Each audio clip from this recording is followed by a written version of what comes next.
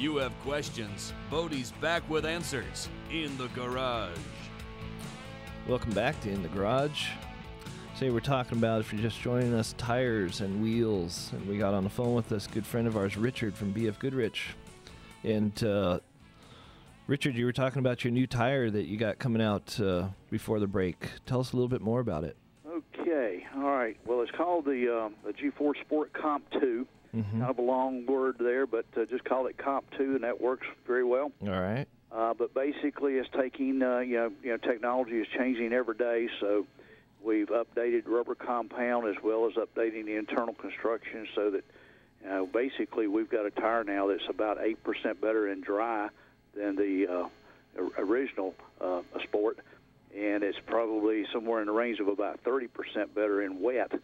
And it's not without losing any of its ride quality or handling characteristics. So, got a really good tire, and it's very going to have all the sizes for the modern muscle cars, and nice, and of course import cars as well. But really targeting today's muscle cars with this new tire.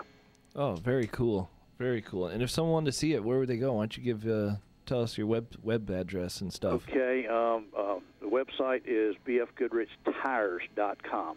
Okay. Okay. Cool. And, of course, any BF Goodrich dealer, in fact, the tire becomes available 1st of April, so around 1st of April, just about any BF Goodrich dealer should have them, available then, okay? Yeah, no, that's perfect. And I mean, if any, for you listeners out there that are listening, give them a call, too, if you need help, because they're very helpful, and they'll, like I said, if you do have a tape measure, they'll give you a hand. They'll tell you how to break it down in fractions. Okay. But, I just got a question across the board here that somebody asked, how do you recommend, like you were saying, people don't drive their hot rods all the time. How would you recommend storing them, or if there was any way of keeping them from rotting out, slower? Well, drive them, right?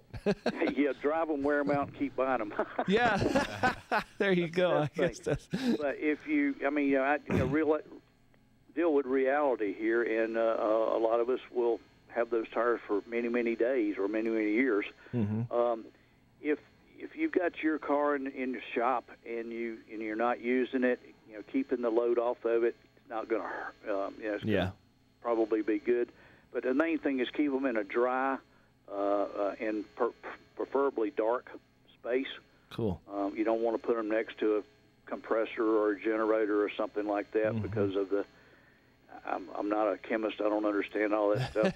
But, we'll take your word for it. Yeah, the motors put off some type of a chemical that can probably help age the tire quicker. So wow. All right. Basically, a dark, dry location is the best way of storing them. Well, cool. Well, thanks, Richard. I appreciate you calling in, and I'll be talking to you soon. Come by and see us. All right. Well, glad I could be here. All right. Thanks, Richard. I'll talk to you. Thank you. Okay. All right. So next we have Zach from Bo's Wheels. We kind of went backwards. I like to figure out the wheel first and then the tire, but I guess this is okay. Just everybody out, you listeners, use your imagination. So, Zach, are you there? Yeah, I'm here. Hey, what's happening, man? What's going on, buddy? Oh, just another day. Yeah, I hear you. Another day, less another $1. How you doing? Oh, pretty good. Just hanging out down here at Laguna Hills right now. Nice. Talking to you. Nice. Did you hit up the surf this morning? No, I actually thought about it, but I didn't want to get stuck down there and not make it here and be able to call in. But yeah, good idea. I might go after and go probably about an hour or so. Oh, right on, man. Right on. I think you used to hang out at San Onofre a little bit, right? Yeah, San Onofre. We have some friends that put on a surf contest down there every year, and so we go surf down there once a year. I think I surfed. It was a couple years ago. It was the first time in about 15 years. So when you, I guess. How did that go? I made it to the finals. So good. Yeah, it was pretty cool. I was like, it kind of sucked though because I was worn out. I got hit by a heavy set and I didn't want to do it anymore. So, but So tell us a little bit about you and Bo's Wheels. I mean, you've helped us out on a lot of projects, and we love your wheel. So that's why we wanted to have you on and talk about, you know, picking the right wheel, the right offset, fitting the wheel up, and all that stuff. Basically, we got started about 10 years ago. Mm-hmm. My dad was always in the wheel industry, so I've kind of always been around it growing up. And we started this in 2001, been doing it ever since. And I guess what makes us different than most wheel companies is everything we do is completely custom built. And usually customers call and we get their measurements and we build the wheels right to their spec. And, you know, most of the wheel companies now are offshore. Nothing's made in America anymore. So we take a lot of pride building our stuff here in the States. And well, that's why we love you, too. Yeah, because we try to promote manufacturing here in the States. Yeah, so that's pretty much it. I just spent most of yesterday afternoon chiseling out a pilot bearing that I put in, and when I went to stab the input shaft in, just my my alignment tool, it knocked the bearing part, the cage bearing part, into behind the pilot bearing. Well, it says it really big, stamped on the side, China. Oh, man. So I spent about 2 hours chiseling that thing out of there.